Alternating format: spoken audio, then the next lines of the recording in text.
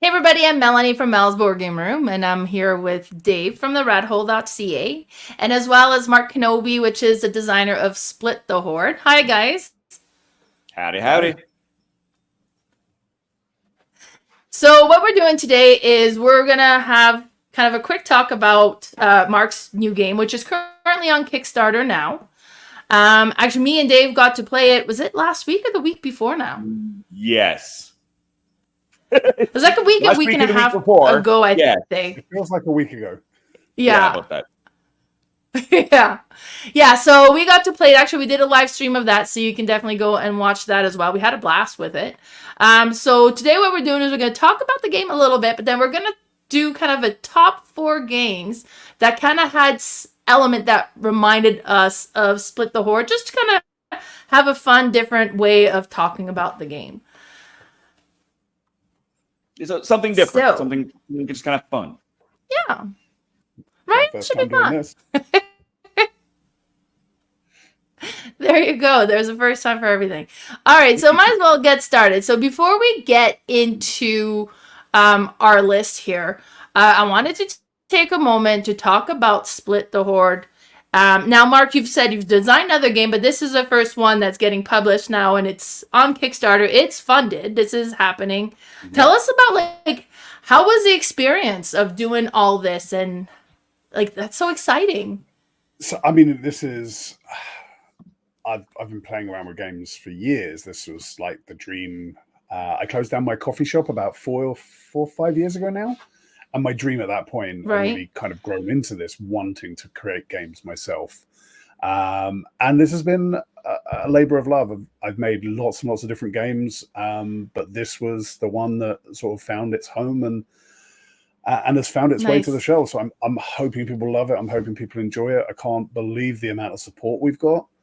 But it was interesting because a lot of my games are just, I have an idea or I have a theme that I want to run at and I go and make a game. This came with a whole bunch of requirements, a whole bunch of sort of thematic elements that had to be there and sort of maximum components and so on. For this particular publisher, they had a very strict pitch list. So this was a really interesting one of building to a pitch. Or to a list of requirements, and so that added some complexity. But it was such a cool challenge, and obviously they were happy with what I went to. So yeah, it was a different experience from other games I've created. Really nice. Now I want to take a moment and talk a bit about the artwork, and actually we have Sideboard on here, and is also kind of commenting about how much he loves the artwork, and that was one of the things that really kind of struck me as well when we were playing it. I mean, the characters are, the cards are gorgeous. It looks great. Where did the artwork come from?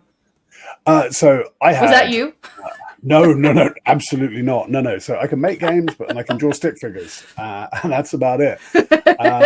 So I had artwork that I kind of pitched with because the game is quite visual. It's really important that you can see what a card is pretty quickly and identify it rather than having to read every card every time you see it. So I put together just some random artwork and sent it off. The picture in the background and that you can see on the front cover of the game in that picture you've got up, that was the first piece of art I saw from this artist. Go back and the second I saw it, I was just, that's the piece of art. That artist gets it. They understand what this whole game is about. It's about the Dragon's Den, and it's gorgeous. We're now looking at this pile of treasure, and they've done an amazing job. And it's not just the artwork, the stuff that you kind of, if it's done well, you don't see it, is some of the graphic design and the way the cards were pulled together. So we've been through a few iterations of that, and it's got better every time. And yeah, the artwork I'm stunned by. I'm so happy with what they got.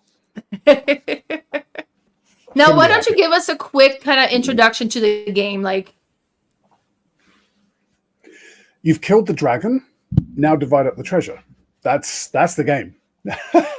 There's literally it. I'm a forever GM, which if you've role played or around the role playing community, you know about. I have been running RPGs since I was 11, which is over 30 years ago. And I've had so many instances when there's a big loot treasure hoard and then the players start arguing about who gets what.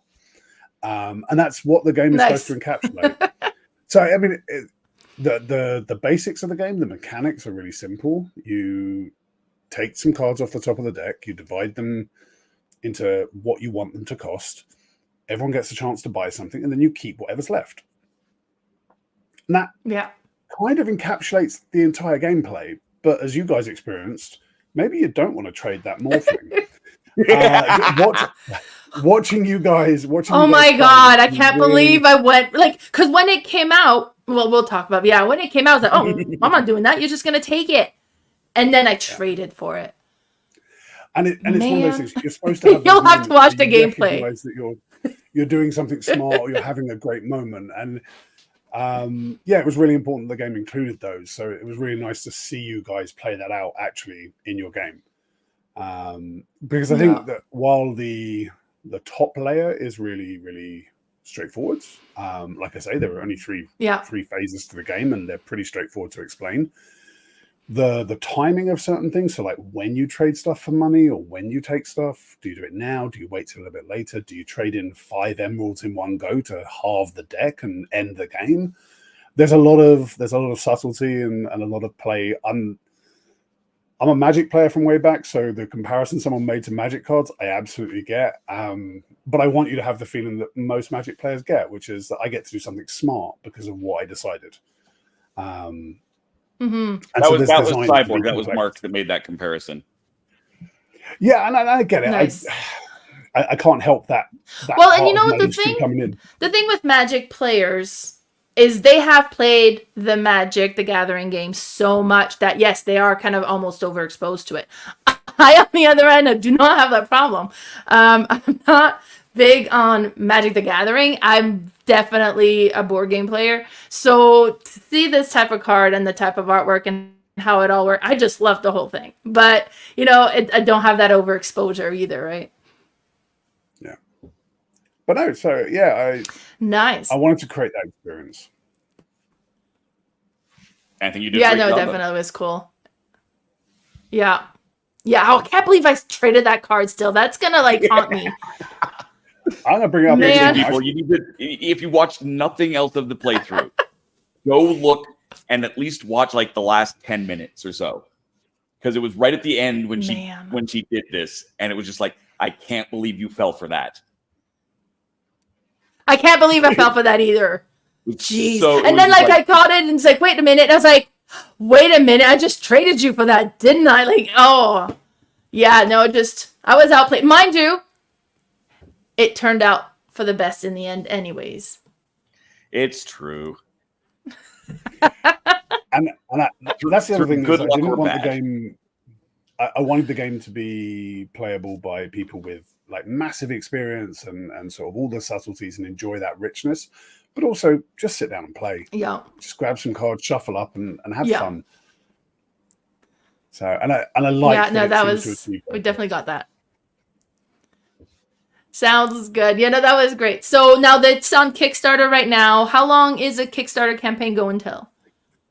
We've got about a week left. So yeah, if you're interested, if you want to back, now is your time. It will be coming to retail somewhere down the line. But the publisher's really good at making sure if you Kickstart, you get the stuff first.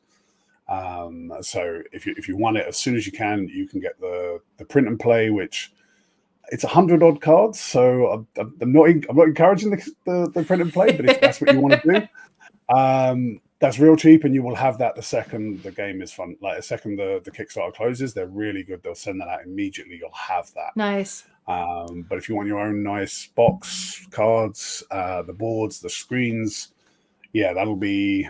I think they're predicting to make sure everything's out by the end of April of next year. Nice. And that's just about production timelines. Yeah. It's Perfect. EN, is that's a very exciting. Was publishing this one? EN Publishing. You know, so they're known for RPGs, and I do some writing for them for RPGs. So if you want to find out more about stuff that I do, go check out some of their stuff. You'll probably find some of my writing in there somewhere. But they're a really nice bunch of people. They're a small local company, and they were looking to make. So part of the reason for all of their requirements for the game was because they're an RPG publisher traditionally. So this is their first foray into board games. And so they didn't want something with miniatures and thousands of pieces, and they were like, can you make it a deck of cards with maybe a couple of boards?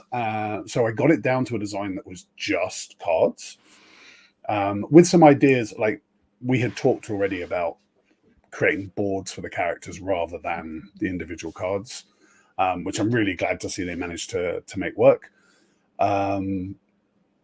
But there also needed to be RPG themed, so it needed to have a Dungeons and Dragons style aesthetic, and one that made sense for some of their extended products. So, yeah, it was. Yeah, no, that definitely fits the bill. Yeah.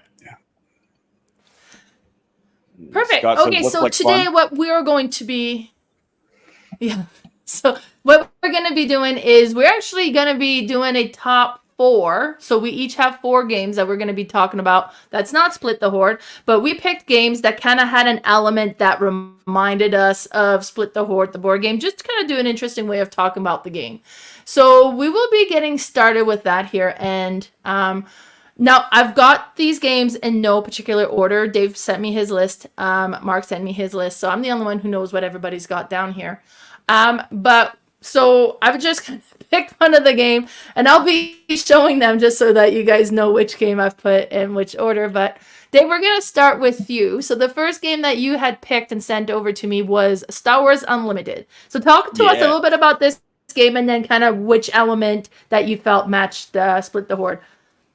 This one is, I mean, it is ultimately a deck builder, which is not the same, but you interact with the cards in a different way. You have to choose between, am I interacting with my own cards for this, or am I going to interact with my opponent's cards for this?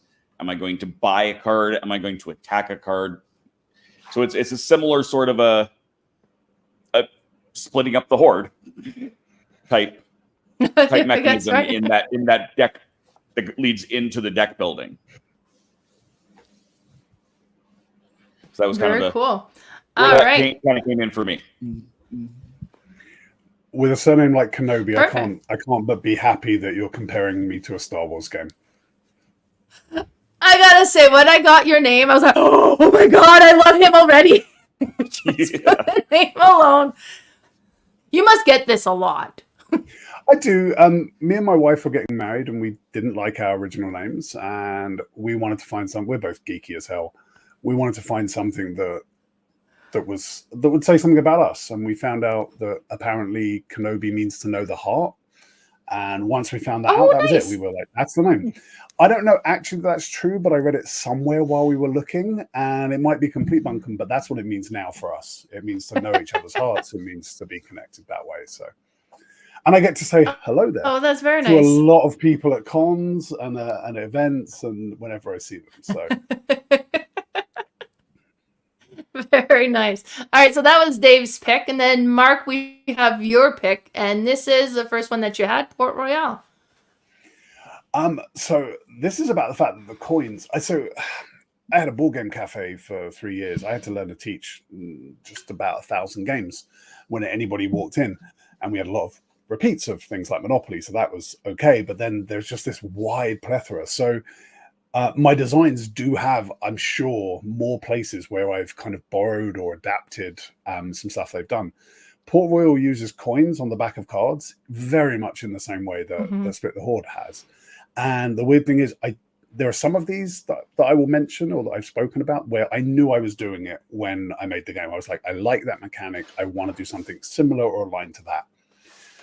I had no memory of Port Royal until one of my close friends was like, oh, this feels a little Port Royalish. And I was like, you know what, you're really not wrong. And I just had no idea that was what I've done. And it's simply the fact that the coins, I love playing cards. I used to play cards with family. There's always been a deck of cards in the house wherever I've been, wherever I've lived. And so the idea of taking cards and making them more than suit and number, putting extra things on them, different combinations of stuff, always appeals to me. But then to take the rotation of the card, the which side is up, and using that differently, just seems really clever. So hacked it to Port Royale. I stole that concept pretty bluntly. But I think it works really well for that sense of there's a pile of treasure, there's loads of gold, but we don't, by the time you get there in a role-playing game, you don't care about the money. It's not that's a matter of weight. How much money, cash can we carry? That's fine, but what are the interesting things? And so I love that the coins are just this. You kind of almost don't really care about them apart from what they let you buy. But yeah, you can see it there. They've got coins on the back of their cards. So yeah, I've played Port Royal, a big fan, but I forgot there was coins on the back of it. Huh. Me too. All righty. Exactly. All right. So, and for my pick, I got cafe bars. So the aspect of cafe bars that kind of reminded me of Split the Hoard is while we were playing, and you're having this thing, because now in Split the Hoard, you play on 3 phases. And some of the cards that you have that you add to your treasure, you can actually discard them and to get the bottom action of it. But then you've discarded the card. You no longer have that card in your treasure anymore. And some of the reason that you would want to do that is because you need the money. And some of the cards have it where you could get money in the first phase or in the negotiation phase or at the end as well. So, and which is great if you have the one at the end, but I need that money when I'm doing my negotiation. So it's like, well, I have this card, but it doesn't bring me money at the right time, so there's some interesting decision of which card are you going to give up on so that you can get the money, and is like when you're going to activate it. It's like, okay, well, maybe I'll do that here now, so for the next reveal and when we're back in negotiation, I have the money to be able to get the cards that I want. But you don't even know what's going to be out there. Maybe it's like, great, I got rid of this card, there's not even anything I really want here. So there's really interesting decisions that you need to make as to which card you're gonna kind of sacrifice, I guess, for the money. And then in cafe bars, you definitely get this here as well, because the bottom portion is the order that you can fulfill that's gonna bring you money. But if you fill the order, that means you're not getting to add the item to your menu or the decor to your cafe. So there's like Split the Hoard, there's some like tough decisions to make. So that's why I picked that one. It's such a fun game. I've not played Cafe Barras. I'm gonna have to have a go. It is just you'll have to go like just. So I'm not even sure if it's available. I think September yet. Yeah, end of September. Yeah, see, and Roberta Taylor, the designer, is local to Alberta, so I got to play this a few times when it was in its prototype form, and now that it's released, I was managed to get my copy as well. So that's why we got to play this one a few times, kind of ahead of time. I'm not sure if it's made it to the UK, but it definitely will. And this is one that went straight to retail, so it didn't go into the Kickstarter. I have some friends in the States and over that way who can acquire games for me. And there you go. They can hook you up. Sounds good. All right, so that was our number 1 game that kind of reminded us of Split the Hoard. And we're going to go into our number 2. So Dave, for you picked the Night Cage. I haven't played this one. It's... I already want to play this one. It is so thematic. This oozes theme. And there's a relatively new expansions come out to it that in theory Smirk and Dagger will be sending me. They're waiting for something before they send the package. But the reason I chose this one was using the main element of the game as a timer as well. So in this case, it's the tiles of the Night Cage. As you take those tiles out, you're getting down to the end of the game in the same way that you do with this. The more cards that come out, the faster that deck comes down, and and so that's the similar sort of a thing. It's not quite as extreme in Split the Hoard as it is in Night Cage. Like if you take damage, you take it out of the deck, basically, in the Night Cage. There's a lot more to it there, but it's a similar sort of a feel mechanically. Very cool. It looks super interesting, and you definitely look like the dungeon crawl. So this would be before the dragon is slain, is dead. Yeah. Yes. Also, Smirk and Dagger. Sounds I suspect good. Has some player competition in it. Yeah. Oh, Jim is asking how many players can play the Night Cage. Do you know that off the top of your head? It's either 1 to 4 or 1 to 6. I don't remember. Okay. If you scroll back, Jim, through my channel, I did stream the solo a couple of times, the solo edition. And when I get the new one, I'll probably do that again as well. So you'll see it pop up again, hopefully soon. Also, Cyborg is asking where you are based in the UK, Mark. I think he's from the UK as well, isn't he? Yeah, he is. I'm on the south coast. I'm based down in Poole. Very nice. So just by for anyone who's not in the UK, Poole will mean nothing. Just near the Isle of Wight. Sounds good. All right, and Mark, your next pick, we have Isle.Ca. This is another one I haven't played. So this is all about the split up mechanic. So this one I was very aware of as I came to this. I was trying to rearrange, and I'll talk more about this in the next one, but I was trying to rearrange the division of treasures mechanic. And Isle.Ca has a mechanic where you add money to 2 of the things that you're dividing, and you put an axe next to one of them, and you discard that one. So the idea of the coins 1, 2, and 3 very much borrowed from sort of Isle.Ca in that sense of, well, I'm going to set a price for these that you are then going to have to pay for. So you pay each other for the tiles that you're buying. And that whole kind of, you get to buy one from someone else on the table, very much absorbed from Isle.Ca.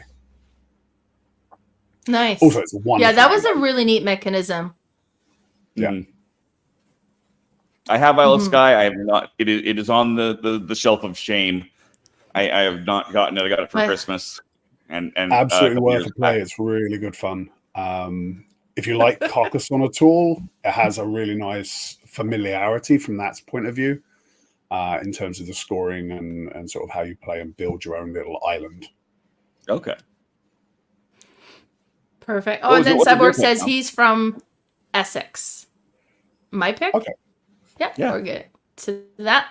So my pick number 2, and I forget what it is, so we'll have to reveal so I can talk about it. And Fantasy Realms. So, because this is another one where you kind of really have to decide which card you want to actually keep and which card you're willing to let go. And I found that from Split the Hoard, like that was kind of like, oh, okay, because I could get this, and then that gives me this. Oh, but that's worth 10 points.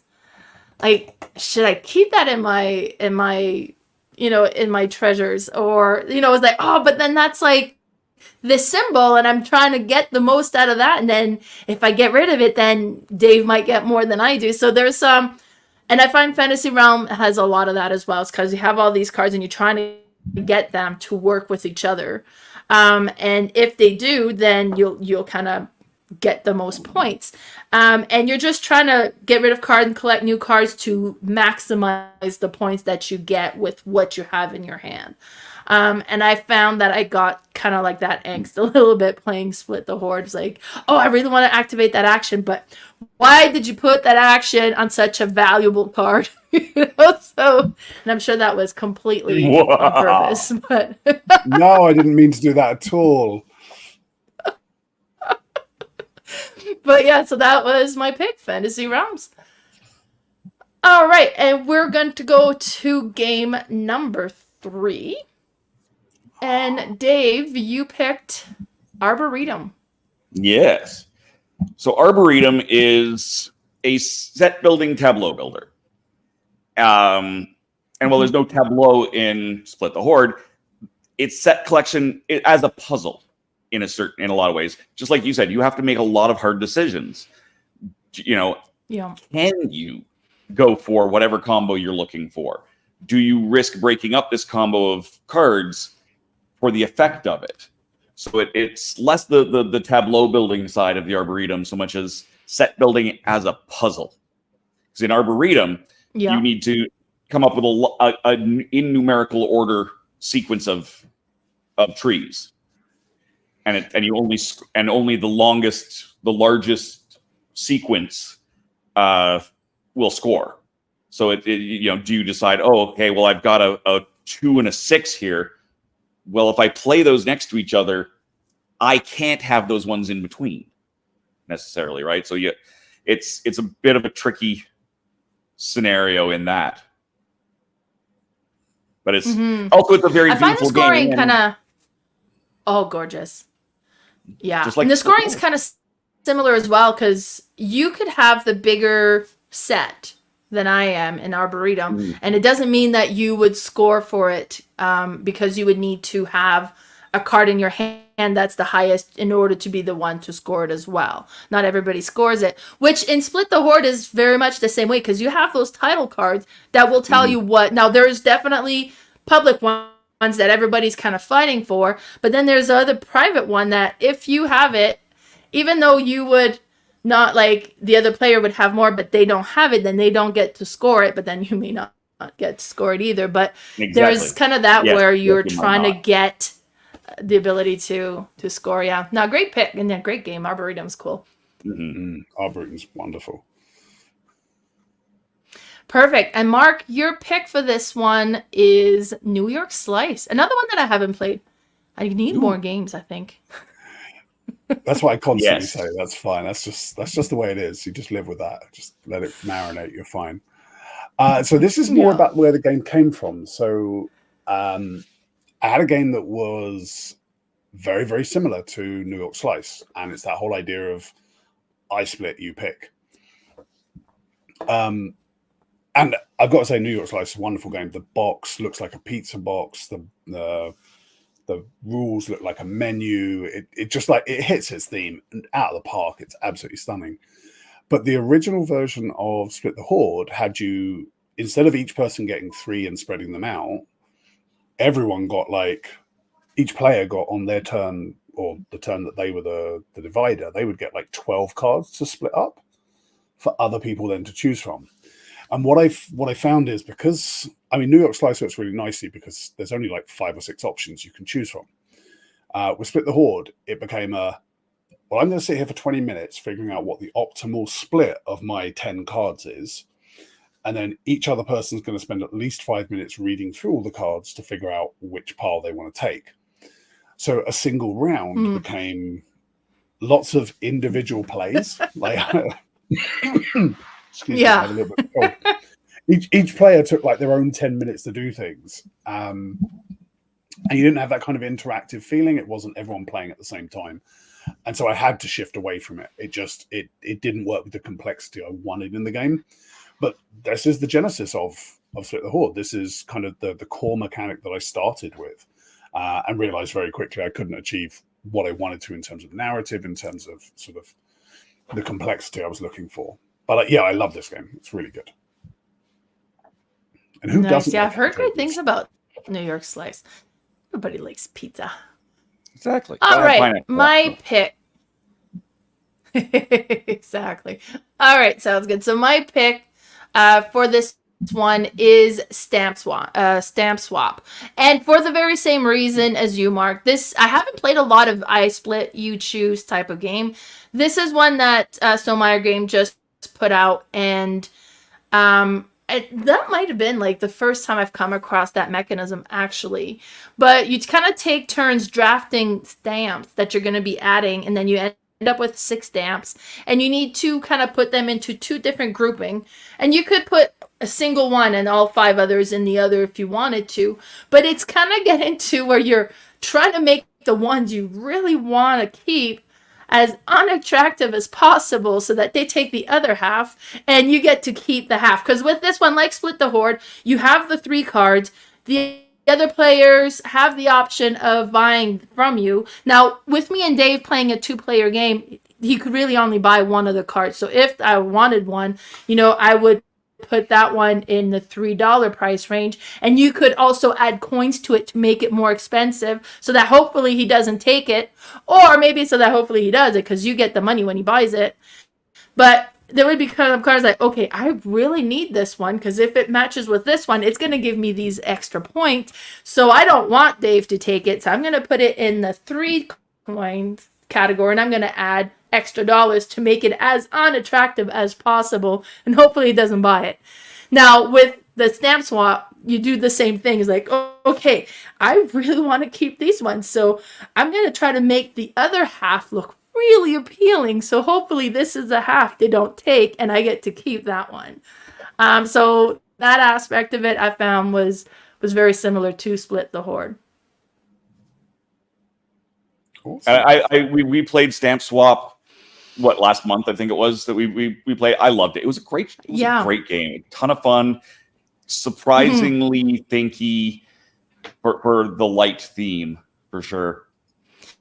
Yeah, because it was interesting. It's like the whole, what are you going to draft? And what are you going to manage to keep in that draft? And what are you going to take from the other players? And how are you going to arrange it on your board? And then also, like, which aspect are you going to pick to score on that round? And then you can never activate that again. So it's kind of really interesting decisions with it, for sure. Do you hate draft? It's definitely a thing. People do. All right, so for the final game that we're going to... So, Dave, the final game that you picked for this one here was Illimat. You have a way of finding, like, the obscure game I have never heard of before. Oh, we will have to...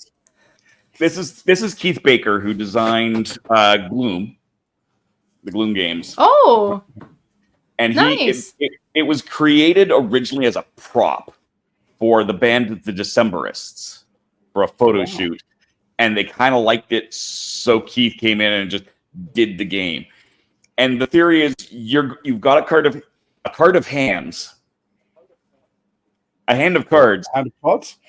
Yes, exactly. And those you can each of those quadrants of that board you see there have different requirements, and those requirements will change. That square in the middle is actually the box. So you're using the box, and it will turn and change what each of those, it's a field, what season each field is in. So, you can't harvest cards in winter. You could only, you can't do certain things in certain seasons. So you have to decide, what cards do you have and how are you going to use them? In the same way that you do, you have to make those hard choices. Do I stack this on top of this, these 2 jacks together, and make this, that's the only card that can take them later when I can actually do that, and risk someone else doing the same? Do I take these cards now because I can, but if I wait, I might do better, but against someone else will. It's the same sort of an idea with Split the Hoard, and as you were saying earlier, okay, I need this card, so I need to make this as unattractive as possible. So I'm going to use this here, and then again deciding whether you use the abilities on the card or if you save them for the collection part of those cards, because it makes a giant difference. It was the difference of really one card in our game. Like when we played, the 2 of us, it was basically one card. It was one card that was all of the copies were coins, but it was just one card that ended up. I'm not going to hear any less of that, am I? Probably not. No, it was but Illimat it's dripping in theme. It's thinky, it's strategic, but also fairly simple to, there's a couple of, once you have the mechanics down, it's actually quite simple. I love how it looks like just a regular deck of cards. You could almost use these to play crib as well, right? Like it. Pretty close, yeah. It's not gorgeous, exact, but it's different, different suits and stuff. But generally, yeah. Nice. All right, very cool. And then, so Mark, for your last game, you selected Queen Domino. This one's a little bit weird as a comparison, because this is quite a different game, and I don't think there are really any, like, the mechanical side of things. You do get to build your own scoring system, and that was why I picked this game. That and the fact that there's a dragon in it that has a hoard and you have to pay money for. But yeah, it was that sense of, I really like King Domino. It's really smart, but it's not big enough for the gamer in me, I guess. And Queen Domino really fixes that. But I really love I'm going to build this one, because then it can aim my scoring. So the red tiles that you can see here, they typically come with you're going to score extra points for X. And so you get to choose those and build them. Yeah. So you might have one that says, for every desert tile, you get an extra point. And so it will kind of direct your game based off that play. So you'll suddenly be trying to build as much desert as you can as you play. And that kind of had resonance for me with the hidden mechanics, but also even the open mechanics at the very beginning. That sense that I know what's going to score points from the start, but that can change as the game plays on. And I think that the two games have that kind of vibe to them. Mechanically, they are very different games. But I'm a really big fan of that. It's a strange comparison, but that was just what I was feeling when I was answering your email. No, but I can see that, because with Split the Hoard, you'll have some of the cards that just give you points for having them.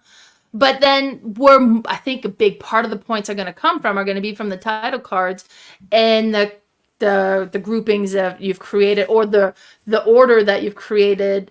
And, so there's different ways that you would score depending, and that will change depending on the title cards that you collect as well. So I see you. I got to say, when I put it in there, I was like, all right, we'll have to see what Mark has to say about this. I didn't see it right off the bat. You probably agreed with me and went like, what is that? What is he talking about? Whatever you say. All right. Well, my last game of that I picked to compare to Split the Hoard actually is completely based on theme, and that was the Red Dragon Inn. Because in Split the Hoard the battle is over. Everybody's done. Now it's just like, oh, look at all these treasures that's here. Okay, great. The dragon's dead, but hey, let's get some goodies. And then you're kind of working on the goodies. With the Red Dragon Inn, the battle is over. You're in a pub. You're just kind of enjoying yourself. And the whole goal of the game is you're trying not to run out of gold. And you're also not trying to get so drunk that you pass out. So, and in the round, you'll have to kind of drink a drink, and then that will move like your alcohol level, and you like the red one, and if they ever cross, well, then you're passed out and you're eliminated from the game. But I thought, like, theme wise, they're both kind of Dungeons and Dragons theme. Like, you've been in battle, it's done now, it's all about, all right, let's enjoy this. Cool. For sure. It's a fun. I don't get to play Red Dragon Inn nearly enough. I've played it, but there's so many expansions and so many extra stuff that it's just a great game. Nice. Yeah. It's neat to see like the similar theme in the different way that they've been portrayed in the different game, like Split the Hoard. I mean, it has a completely different feel from all the games we talked about, but there's, just like similar element in there. I'm really flattered by a bunch of the games that you've compared it to, so I'm delighted. Seeing certain makers and certain designers up there, I'm just like, wow, okay, that's awesome. Sounds good. So that was our game comparison, our top 4 games that we wanted to compare to Split the Hoard. Definitely make sure that you go and view our playthrough and see how Dave outplayed me with that one trade, but how I did a magnificent comeback and managed to win. I think that was just pure luck. I have no idea how I did it, but and it is on Kickstarter. We have the link in the comments, so that's available now. If they want to know more about Split the Hoard or about you, Mark, where can we find you? So splitthehoard.com will take you to all the information you need to know about the game. If you want to find me, I'm on storymakergames.com. Wonderful. And Dave, how about you? Where can we find you? My regular stuff you can find at the Rat.Hole.Ca. On YouTube, it's the Rat Hole.Ca. People are showing up, so the poster is now down. But if you are in the Central Alberta area and you want to come see Dracula, we got our designer who's running amok here. It's CentralAlbertaTheatre.ca. And this weekend is already sold out. Next weekend is going fast. So, and and there's a Halloween show as well. Because Dave is recording. Because Dave is recording live on location from the theater, so the props in the background looks amazing. So that alone, the props are awesome. Okay, and you can find right, a bit far. And you can find me on YouTube. My YouTube channel is Mal's Board Game Room. I'm also on Instagram at Mal's_boardgame_room. And my Facebook page is Mal's Board Game Room. I also do a podcast with my friend Carla called The Board Game Specialist. So we're going to call it quits here because they're going to need that stage for Dave. Yes. Mark, thank you so much for taking the time for doing this with us. Congratulations about the new game. We quite enjoyed our play of it. And if you want to... the Kickstarter is open for another week, so be sure to take advantage. But thanks so much for tuning in. Bye, everybody. There's the button now.